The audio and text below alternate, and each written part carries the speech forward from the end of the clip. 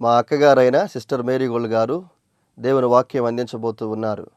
వీరు 3 సంవత్సరాల ఉపవాసం ఉండి ప్రార్థన చేయడం ద్వారా పరిశుద్ధాత్మతో నింపబడిన వారై ఆత్మ సంబంధమైన వరములు కలిగి ప్రభువుతో మాట్లాడుతూ దర్శనాల ద్వారా కళల ద్వారా ప్రభు సన్నిధిలో గడుపుతూ అనేక మందిని ఆత్మీయంగా సిద్ధపరుస్తూ బలపరుస్తూ ఉన్నారు. వీరు ప్రార్థన చేసి దర్శనాలను కలభావాలను తెలుసుకొని అనేక మందికి తెలియచెప్పి అనేక మంది పట్ల దేవుని యొక్క చిత్తం ఏ విధంగా ఉందో ప్రార్థన ద్వారా వారు తెలుసుకొని అనేక మందితో పంచుకుంటూ అనేక మందిని బలపరుస్తూ దేవుని సన్నిధిలో బహుబలంగా వాడబడుతున్న దైవజనులు. వీరి వాక్యాన్ని ఇప్పుడు విందాం. కీర్తనాకారుడైన దావీదు అంటున్నాడు, ఏమని మాట్లాడుతున్నాడు? ఇశ్రాయేలును కాపాడువాడు కునుకడు నిద్రపోడు. వాళ్ళని కాపాడే విషయాల్లో ఆయన కునికేవాడు కాదు, నిద్రపోయేవాడు కాదు. శక్తినిచ్చే దేవుడు, శక్తినిచ్చే దేవుడు. ఎలాంటి శక్తి తెలుసా? ఏలియా బయలు ప్రవక్తల్ని చాలామందిని చంపేపించాడు. బయలు ప్రవక్తలను చంపేశాడు. వాళ్ళకు వచ్చిన పందెంలో వాళ్ళు ఓడిపోయారు. ఓడిపోతే మీరందరూ చావాల్సిందే అన్నాడు. అలాగే వాళ్ళందరినీ చంపేశాడు. చంపేసిన తర్వాత యెజబెల్ అనే ఆ రాణి, ఆ భయంకరమైన స్త్రీ అంటుంది, నేను రేపు ఈ వేళకల్లా నీ ప్రాణాన్ని వాళ్ళ ప్రాణంతో కలపకపోతే, వాళ్ళతో నిన్ను సమానం చేయకపోతే దేవుడు నాకు ఎంతైనా అపాయము కలుగజేయనుగాక. చూడండి, మారు మనసు ఉన్నా లేకపోయినా దేవునితోడు అంటారు. ఎందుకు దేవునితోడు చెప్పండి? దేవుణ్ణి కలిగి ఉన్నప్పుడు అది ఆ పరిస్థితులను చాలా పెద్దవైనప్పుడు ఖచ్చితంగా దానిలో నిజం ఉన్నప్పుడు దేవునితోడు అనొచ్చు. అలాంటి పరిస్థితులు లేనప్పుడు అనకూడదు. ఆమె అంటూ ఉంది, ఆమె అసలు ఈ దేవుణ్ణే నమ్మేది కాదు. ఆమె అంటుంది, దేవుడు నాకు ఎంతైనా అపాయం చేయునుగాక అని ఒక ప్రమాణం చేసినట్టుగా చేస్తూ ఉంటే భయపడ్డాడంటే ఏలియా. భయపడి చాలా భయముతో ఆయన ప్రయాణాన్ని సాగించాడు. చూడండి, 1 రాజుల గ్రంథంలో 19వ అధ్యాయము 1 నుంచి చూద్దాము. కొన్ని వచనాల ముందు, ఏలియా చేసినదంతయు అతడు ఖడ్గము చేత ప్రవక్తలనందరినీ చంపించిన సంగతియు ఆహాబు యెజబెలు నాకు తెలియజెప్పగా, యెజబెలు ఒక దూత చేత ఏలియాకు ఈ వర్తమానము పంపించెను. రేపు ఈ వేళకు నేను నీ ప్రాణమును వారిలో ఒకని ప్రాణము వలె చేయని ఎడల దేవుడు నాకు గొప్ప అపాయము కలుగజేయునుగాక. కాబట్టి అతడు ఈ సమాచారం తెలుసుకొని లేచి తన ప్రాణము కాపాడుకొనుటకైపోయి యూదా సంబంధమైన బెయేర్షెబాకు చేరి అచ్చట ఉండుమని తన దాసునితో చెప్పి తాను ఒక దిన ప్రయాణము అరణ్యములోనికి పోయి ఒక బదరీ వృక్షము క్రింద కూర్చోండి మరణాపేక్ష గలవాడై, యెహోవా నా పితరుల కంటే నేను ఎక్కువ వాడను కాను, ఇంత మట్టుకు చాలును, నా ప్రాణము తీసుకునిమని ప్రార్థన చేశాడంట. 400 మందిని చంపేటప్పుడు భయం రాలే ఏలియాకి. చంపి అయిపోయి నాకు భయం వచ్చింది. ఒక దురాత్మని వదలగొట్టేటప్పుడు భయం రాదు, వదిలిగొట్టి అయిపోయిన తర్వాత రావచ్చు భయం. అది కూడా రాకుండా చూసుకోవాలి, ప్రార్థన చేసుకోవాలి. అందరినీ చంపేసిన తర్వాత ఆ తర్వాత ఏలియాకు భయం పట్టుకుంది. మరణాపేక్ష గలవాడై, ఇక ఎలా చంపేస్తుంది నన్ను, ఇక నేను బ్రతకడం ఎందుకు, ఇక చావడమే మంచిది, అందుకని ఇంక దేవుని దగ్గరే అడుక్కుందాం అనుకున్నాడు. ఆయన అడుక్కుందాం అనుకొని మరణాపేక్ష గలవాడై, దేవా నా పితరుల కంటే నేను గొప్పవాడిను కాదయ్యా, ఇంత మటుకు చాలయ్యా, ఇంక తీసేసుకో, ఇంత మటుకు చాలు, ఇంక తీసేసుకో, ఇంక నేను బ్రతకలేను, నా పితరుల కంటే నేను గొప్పవాడిని కాదు, అబ్రహాము కంటే గొప్పవాడిని కాదు, ఇస్సాకు కంటే గొప్పవాడిని కాదు, యాకోబు కంటే గొప్పవాడిని కాదు, నేను ఎవరి కంటే గొప్పవాడిని కాదు, ఇదిగో నేను నా ద్వారా నువ్వు చేయించిన పనులు ఇంతవరకు చాలు, ఇంకా ఈ మరణ భయంతో నేను ఒక్క అడుగు కూడా ముందుకెళ్ళలేను. మరణ భయం ఉంటే మనుషుల్లో ఏ పని చేయలేరు. చస్తాను అనే భయం మనిషికి వస్తే ఏ పని కూడా చేయలేరు. ప్రయాణం చేద్దామంటే యాక్సిడెంట్ అయ్యి చస్తానేమో, ఇంట్లో పడుకొని ఫ్యాన్ వేసుకుంటే ఫ్యాన్ ఊడి పైన పడి చస్తానేమో, లేదంటే సిలిండర్ దగ్గరికి వెళ్ళి వంట చేస్తామంటే సిలిండర్ వేలు చచ్చిపోతానేమో. అన్నిట్లో భయమే. మరణ భయము అనేది రాకూడదు. వస్తే మాత్రం అది భయంకరమైంది, మనిషిని నిమ్మలంగా ఉండనీయదు. ఆ మరణ భయం అనేది నిమ్మలంగా ఉండనీయదు. ఏలియాకి ఎలాంటి మరణ భయము వచ్చినందువలన అతను అంటున్నాడు, మనుషుల సహాయాన్ని ఏలియా కోరుకోలేదు, కానీ దేవుని దగ్గరికి వెళ్ళి ప్రార్థన చేస్తున్నాడు. అయ్యా, ఇంతవరకు చాలు నన్ను తీసుకొని. 5వ వచనం, అతడి బదరి వృక్షం కింద పరుండి నిద్రించుచుండగా ఒక దేవదూత వచ్చి అతను ముట్టి, నీవు లేచి భోజనము చేయమని చెప్పాను. అతడు చూచినంతలో అతని తల దగ్గర నిప్పుల మీద కాల్చబడిన అప్పమును నీళ్లబుడ్డియో కనబడిన గనుక అతడు భోజనము చేసి తిరిగి పరుండెను. చూడండి, అమ్మయ్య భోజనం దొరికిందని భోజనం చేశాడు. వేడి వేడి రొట్టె మాంసం భోజనం చేసి నీళ్లు తాగేసి మళ్ళా పడుకున్నాడంట. భోజనం చేసి నీళ్లు తాగి మరలా పడుకున్నాడు. ఆ తరువాత అయితే యెహోవా దూత 2వ మారు వచ్చి అతను ముట్టి, నీ శక్తికి మించిన ప్రయాణము నీకు సిద్ధమైనది, నీవు లేచి భోజనం చేయమని చెప్పినప్పుడు అతడు లేచి భోజనం చేసి ఆ భోజనము బలము చేత 40 పగళ్ళు 40 రాత్రింబగళ్ళు ప్రయాణం చేశాడంట. దేవుడిచ్చే శక్తి ఎలాంటిది దేవుడిచ్చే శక్తి? 40 రాత్రింబగళ్ళు ఒక్క పూట తిన్న భోజనం, ఒక్కసారి తిన్న భోజనం. అంటే ఒకసారి తిని పడుకున్నాడు. నీ శక్తికి మించిన ప్రయాణం ఉంది, లేచి భోజనం చేయమని దేవదూత చెప్పిందంట. నీ శక్తికి మించిన ప్రయాణం ఉంది, లేచి భోజనం చేయమనగానే లేచి మళ్ళీ భోజనం చేసి ప్రారంభించిన ప్రయాణము 40 రోజులు రాత్రింబగళ్ళు, రాత్రి పగలు. జలప్రళయానికి దేవుడు 40 రాత్రింబగళ్ళు వర్షాన్ని కురిపించాడు. ఏలియా ప్రయాణము 40 రాత్రింబగళ్ళు జరిగింది. ఇశ్రాయేలీయులు అరణ్య ప్రయాణంలో 40 సంవత్సరాలు ప్రయాణం చేశారు. దేవుని సన్నిధిలో ఆయన ఇచ్చేయన్ని కూడా చాలా ఉన్నతమైనవి, శాశ్వతమైనవి. అవి ఎంత శక్తి కలిగించేవంటే, ధైర్యాన్ని కలిగించేవంటే చెప్పలేం మాటల్లో. దేవుడిచ్చేది చాలా ధైర్యాన్ని ఇచ్చేవి, శక్తిని ఇచ్చేవి, బలాన్ని ఇచ్చేవి. మనుషుల సహాయం అయితే కాసేపే. కన్న పిశాచి తంత్రములు చేసే ఆ స్త్రీ భోజనం పెట్టింది సౌలుకి యుద్ధానికి పోయేదాకనే. యుద్ధంలో చనిపోయాడు. అమాలేకీయులు సహాయం చేస్తారంటే వాళ్ళ సహాయమే చేయలా. సహాయం చేయకపోగా ఆహారం తీసుకొని ఎదురొచ్చి, నీళ్లు తీసుకొని ఎదురొచ్చి, మా వాళ్ళు కదా అని వాళ్ళకి సహాయం చేయకపోగా వెనక నుంచి వచ్చే బలహీనుల్ని, నిదానంగా నడిచే వాళ్ళందరినీ చంపుకుంటూ వచ్చారంట తెలియకుండానే.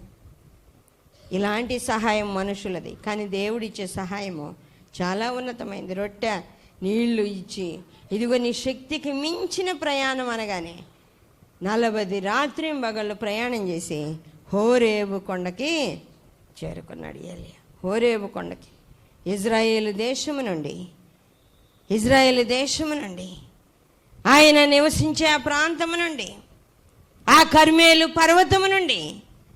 మేము ఇజ్రాయేల్ పోయి చూసాం కాబట్టి మాకు తెలుస్తుంది దానికి దీనికి ఎంత దూరము అనేది. కర్మేలు పర్వతం నుండి ఆ ఐగుప్తు మార్గములో ఉన్న ఆ సీనాయి పర్వత ప్రాంతానికి వెళ్ళడం చాలా దూరం. బస్సు ప్రయాణంలో అయితేనే చాలా కొంచెం తొందరగా వెళ్ళగలుగుతాం, కానీ కాలినడకనంటే ఏలియా ప్రయాణం మనం చూస్తున్నాం. 40 రాత్రింబగళ్ళు పట్టింది. కర్మేలు పర్వతం నుండి ప్రయాణం ప్రారంభమైతే అక్కడ నుండి దేవుని పర్వతం అని చెప్పబడే హోరేబునకు వచ్చేసరికి 40 రాత్రింబగళ్ళు పట్టింది. దేవుడు అక్కడ మాట్లాడాడు, శక్తిని ఇచ్చాడు, బలాన్ని ఇచ్చాడు. ఏలియా దేవునితో మాట్లాడిన తర్వాత దేవుడు ఏలియాను తీసుకొని వెళ్ళాడు. దేవుడు ఏలియాను తీసుకొని వెళ్ళిపోయాడు. దేవుడిచ్చే శక్తి అలాంటిది, దేవుడిచ్చే బలం అలాంటిది. ఆయన శక్తి కలిగిన దేవుడు, కృప కలిగిన దేవుడు, అలిసిపోని దేవుడు. ఆయన అలిసిపోయే దేవుడు కాదు. యెషయా గ్రంథం 42వ అధ్యాయంలో ఏమని రాయబడుతుందంటే, యెషయా గ్రంథం 42వ అధ్యాయము యేసయ్యను గురించి ఏమని చెప్పబడుతూ ఉంది. వాక్య భాగాన్ని మనం చూస్తే 1వ వచనం నుండి, ఇదిగో నేను ఆదుకొను నా సేవకుడు, నేను ఏర్పరచుకొనిన వాడు, నా ప్రాణమునకు ప్రియుడు, అతని యందు నా ఆత్మకు అతని యందు నా ఆత్మను ఉంచి ఉన్నాను. అతడు అన్యజనులకు న్యాయము కనపరచును. అతడు కేకలు వేయుడు, అరువడు. తన కంఠ స్వరము వీధిలో వినబడనీయడు. నలిగిన రెల్లును అతడు విరువడు. మకమకలాడుచున్న జనపనార వత్తిని ఆర్పడు. అతడు సత్యమును అనుసరించి న్యాయము కనపరచును. భూలోకమున న్యాయము స్థాపించు వరకు అతడు మందగిలడు, నలుగుడు పడడు. ద్వీపములు అతని బోధ కొరకు కనిపెట్టును. అతడు మందగిలడు, అతడు నలుగుడు పడడు. అలయడు అని కూడా ఉంటుంది ఒక చోట. ఆయన అలిసిపోడు. భూమి మీద న్యాయము స్థాపించేదాకా, మనుషులందరూ మారేదాకా, పరిపూర్ణ స్థితికి వచ్చేదాకా, పరలోక రాజ్యములో వాళ్ళకి అర్హత కలిగేదాకా ఆయన అలసిపోయేవాడు కాదు. అందుకే ఆయన గురించి మనం వాక్యంలో వింటుంటాం. ఇశ్రాయేలుని కాపాడువాడు కునుకడు, నిద్రపోడు. నిద్ర కూడా రానేయడు, కనురెప్పలకు నిద్ర కూడా రానేయడు. ఆయన బిడ్డలైన వాళ్ళు దావీదులాగానే ఉంటారు. దావీదు అంటున్నాడు, దేవుని మందిరాన్ని నేను నిర్మించే వరకు నా కనులకు నిద్ర రానేను, నా కనురెప్పలకు కునుకుపాటైన రానేను. కనురెప్పలకు కునుకుపాటు కూడా రానేను.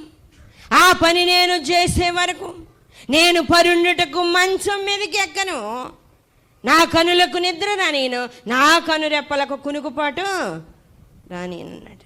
ఆత్మ సంబంధులకి ఇలాంటి పట్టుదల కావాలి. దేవుణ్ణి అంగీకరించిన వాళ్ళకి, దేవుణ్ణి హత్తుకొని జీవించే వాళ్ళకి, ప్రార్థన చేసే వాళ్ళకి, ఆత్మ సంబంధమైన స్థిరమైన మనసు గల వాళ్ళకి ఇలాంటి పట్టుదల కలిగిన మాటలు రావాలి. దిగజారిపోయే మాటలు అవసరం లేదు, బలహీనపరిచే మాటలు అవసరం లేదు. ప్రభు అలిసిపోయేవాడు కాదు, మనల్ని అలిసిపోనియడం. ఆయన శక్తి కలిగిన వాడు, మనకు శక్తినిచ్చే దేవుడు. నలిగిన రెల్లును ఆయన విరవడు, ఇంకా ఇంకా బాధ పెట్టడం. మకమకలాడుచున్న జనపనారు వత్తిని ఆయన ఆర్పడు. చేతులు అడ్డం పెట్టి ఆ దీపాన్ని నిలబెడతాడు. దేవుని సన్నిధిలో మనం ఆలోచించాలి. ఆయన ఎంత ప్రేమ కలిగిన దేవుడు, ఆయన శక్తి కలిగిన దేవుడు. శక్తిహీనులకు బలాభివృద్ధి కలుగజేసే ఆయన అలాంటి దేవుడు మనకున్నాడు. ఆయన మనకు శక్తిని, బలాన్ని అనుగ్రహిస్తాడు. ఏలియాకి ఎలాంటి శక్తిని ఇచ్చాడో మనం వాక్యంలో చూస్తున్నాం. 40 రాత్రి పగళ్ళు ప్రయాణము చేయగలిగిన శక్తిని, 40 దినాలు ఇశ్రాయేలీలు అరణ్యములో ప్రయాణం చేయగలిగిన శక్తి వాళ్ళకి అనుగ్రహించాడు. అలాంటి ఆహారం పెట్టాడు. అలాంటి దేవుడు మనకు తోడుగా ఉన్నాడు. ఆయన మనల్ని విడిచిపెట్టే దేవుడు కాదు. అసలు ఈ భయము, ఈ ఆందోళన, ఇవన్నీ కూడా మనకు ఎందుకు వస్తాయి? దేవుని విషయంలో విశ్వాసములో బలహీనమైనప్పుడు, వ్యర్థమైన ఆలోచనలు చేసినప్పుడు, దేవుని మీద ఆనుకోలేని పరిస్థితులు ఉన్నప్పుడు, దేవుని మీద ఆనుకోగలిగిన భక్తి లేనప్పుడు, బలహీనమైపోయినప్పుడు ఇలాంటి ఆలోచనలు వస్తాయి. ఆలోచన వచ్చినప్పుడు కృంగిపోతాం ఖచ్చితంగా. ఆలోచనే ముఖ్యం. ఆలోచన వస్తే, బలహీనపరిచే ఆలోచనలు వస్తే కృంగిపోతూ ఉంటాం. ఏలియా కృంగిపోతే ప్రభు అంటున్నాడు, బలపరిచి హోరేబులో ఆయనకి ప్రత్యక్షమై మాట్లాడి ధైర్యపరిచి, ధైర్యం కలిగినగా తీసుకొని వెళ్ళాడు. ధైర్యం కలిగినగా, పిరికివాడుగా ఉన్నప్పుడు తీసుకుపోల. పిరికివారు పరలోక రాజ్యంలో ప్రవేశించలేరు. పిరికివారు అవిశ్వాసులు, వ్యభిచారులు, నరహంతకులు, మాంత్రికులు, అన్ని రకాల వాళ్ళు దేవుని రాజ్యానికి పోలేరు. పిరిగితనంతో ఉంటే ఏలియా పరలోక రాజ్యం చేరడం కష్టం. అందువల్ల ఏమైపోయింది? ధైర్యము ఇచ్చి, ధైర్యపరిచి, మనసంత ధైర్యముతో నింపబడిన తర్వాత ఏలియాను దేవుడు తీసుకుని వెళ్ళిపోయాడు. యేసయ్య వచ్చిన తర్వాత మనకి ఆదరణని ఇస్తున్నాడు. ఆయన అంటున్నాడు, ఇదిగో మీరు ఏ విషయంలోనూ కలవరపడబాకండి, ఏ విషయంలోనూ కలవరపడబాకండి, ఏ విషయంలోనూ ఆలోచన చేయబాకండి, ఏ విషయంలోనూ కృంగిపోబాకండి. నేను మీకు తోడుగా ఉన్నాను. మిమ్మల్ని నేను అనాథలనుగా విడవను, అనాథలన దిక్కులేని వారిగా విడవను. మీరు చెప్పుకోవడానికి, మా నాన్నున్నాడని చెప్పుకోవడానికి ధైర్యం కలిగేటట్టుగా నేనున్నాను, మా నాన్నున్నాడు తెలుసా అని చెప్పుకునేటట్లుగా. సైతాను వచ్చి నిన్ను శోధించినప్పుడు, నిన్ను బలహీనపరిచినప్పుడు, నిన్ను కృంగదీస్తూ ఉన్నప్పుడు, నిన్ను భయంకరంగా వేదనకు గురి చేసినప్పుడు నువ్వేం చెప్పగలవు? ఆయన్ని కలిగి ఉంటే మా నాన్న ఉన్నాడని చెబుతాం. తెలుసా, మా నాన్న ఉన్నాడు. దేవుని సన్నిధిలో అలాంటి ధైర్యాన్ని మనకిచ్చాడు. అందుకే ఆయన అంటున్నాడు, నేను వెళ్ళిపోతాను, నేను మీ మధ్యన ఉండను, నేను వచ్చాను కదా, నేను మీ మధ్యన ఉండను, వెళ్ళిపోతాను అనగానే ఎక్కడికి వెళ్ళిపోతాడో, ఆయన మనల్ని తీసుకెళ్తాడో లేదో, ఆ స్థలం ఎటు వెళ్తుందో తెలియదు, ఆ దారి ఎట్లా ఉంటుంది, ఒకవేళ ఆయన బస్సుని పంపిస్తే బస్సులో ఎక్కిపోవచ్చు, లేదా ఆయన ఫ్లైట్ పంపిస్తే ఫ్లైట్లో పోవచ్చు, ఆ దారి మనకి ఎట్లా తెలుస్తుందని కలవరపడుతుంటే ఆయన హృదయాలు ఎరిగి మాట్లాడుతున్నాడు. వాళ్ళు అడగలా, హృదయాలు ఎరిగి మీ హృదయములను కలవరపడనీయబాకండి, మీ హృదయాలను కలవరపడనీయబాకండి, నేనుండు స్థలములో మీరును ఉండులాగన నేను మరలా వచ్చి మిమ్మలను తీసుకొని పోతాను.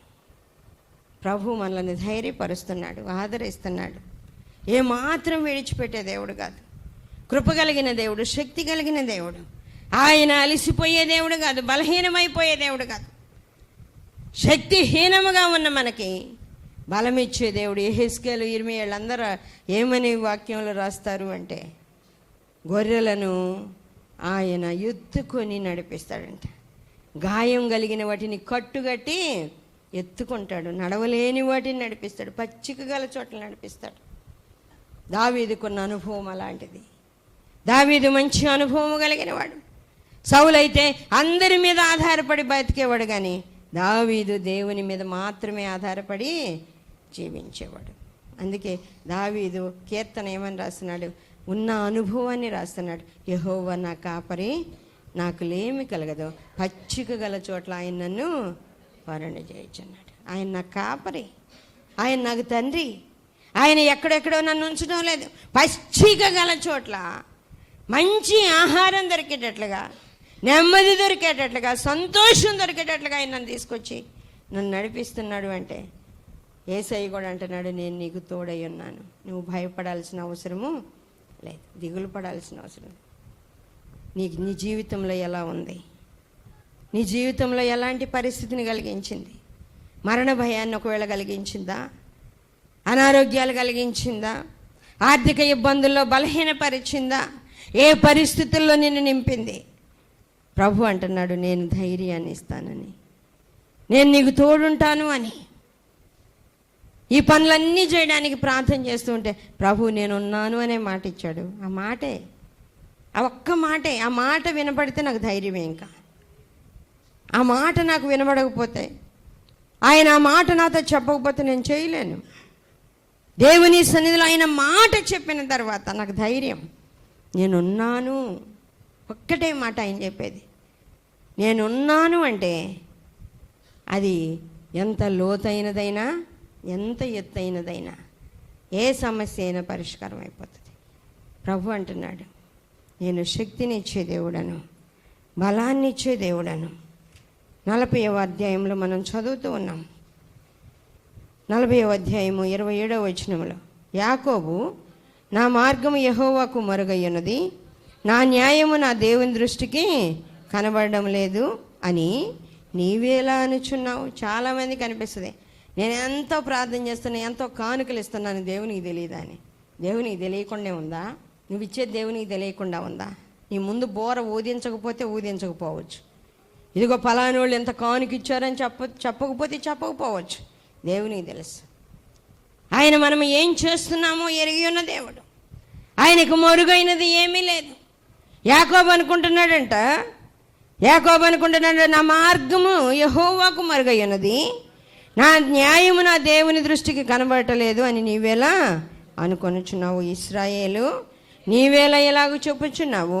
నీకు తెలియలేదా? నీవు వినలేదా? బూది గంతములను సృజించిన యెహోవా నిత్యుడగు దేవుడు, ఆయన సొమ్మసిల్లడు అలయడు. ఆయన ఒకవేళ అలిసిపోయి పండుకున్నప్పుడు నాది చాటుగా అయిపోయిందేమో, నా కానుక మరుగైపోయిందేమో, నా ఉపవాసం మరుగైపోయిందేమో, ఆయన ఆ సమయంలో నన్ను చూడలేదేమో, అది ఆయన దృష్టి దాకా పోలేదేమో, మళ్ళీ నేను పోయి చెప్పుకోవాలేమో. చాలామందికి అనిపిస్తుంది, నేను పోయి మళ్ళీ చెప్పుకోవాలేమో. చెప్పాల్సిన అవసరంలా. ఆయన అంటున్నాడు, నేను అలిసిపోయేవాడిని కాదు, సొమ్మసిల్లేవాడిని కాదు, నేను అలిసిపోయేవాడిని కాదు, సొమ్మసిల్లేవాడిని కాదు. ఏ విధమైన బడలిక నాకు లేదు, నేను నిద్రపోయేవాడిని కాదు. నీవు కూర్చుండుట నీవు లేచుట నాకు తెలుసు.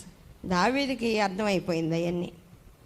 దావీదుకి అర్థమై దావీదు అంటున్నాడు, నీ యొద్ద నుంచి నేను ఎక్కడికి పోతా? నీ ఆత్మ యొద్ద నుంచి నేను ఎక్కడికి పారిపోగలను? నేను కూర్చుండుట నేను లేచుట నీకు తెలుసు.